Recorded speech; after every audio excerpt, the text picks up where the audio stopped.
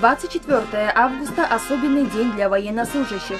82 года назад в этот день были основаны внутренние войска МВД. Сегодня в честь этого праздника в Парке Победы имени Даира Асанова открылся мемориал.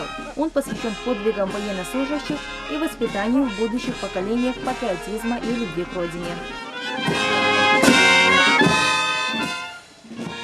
Наряду с этим состоялось открытие нового здания воинской части 7709. Этот объект будет обеспечивать внутренние войска МВД вещевым имуществом. Там есть швейный цех для пошива спецформы и постельного белья для солдат. Так, казарма была из нашего же бюджета, республиканского бюджета, полностью. Капитальный ремонт был сделан, вы уже, наверное, сняли.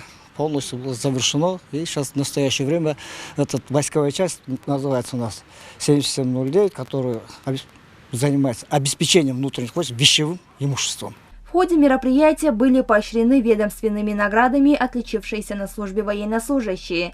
Сейчас уделяется особое внимание финансированию и обеспечению техникой. Ну, те годы сами старые люди знают, вы понаслышкам, наверное, тяжело было.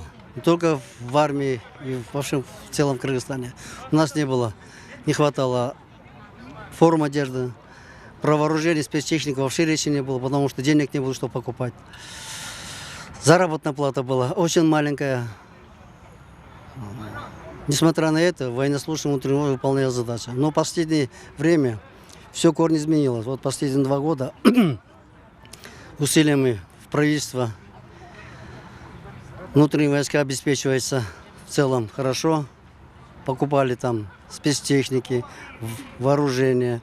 Особое значимое место во внутренних войсках занимают женщины-военнослужащие. Они исполняют свой долг перед Отечеством наравне с сильной половиной. Проходят обучение, участвуют в тактических учениях. Свою силу и подготовку женщины-военнослужащие показали в Турции при оказании помощи после землетрясения. Нас поднимают по тревоге. Мы тоже, как мужчины, по тревоге поднимаемся тоже. Прибываем, тоже берем оружие, тоже идем на поле боя. То есть, если сказать, вот взять баткенские события, тогда там тоже женщины работали на поле боя, там в основном медики работали. То есть там задача была, вот гражданские врачи, у них не входит то, чтобы с поля боя забрать раненого. А это именно функция наша, военнослужащих женщин и медиков. Командующий внутренними войсками полковник Дамир Алыбаев поблагодарил гостей и поздравил личный состав, пожелав крепкого здоровья и благополучия. В завершении торжественного мероприятия была представлена праздничная концертная программа. Альбина Айбекова, Руслан Бароненко, ЛТР, Бишкек.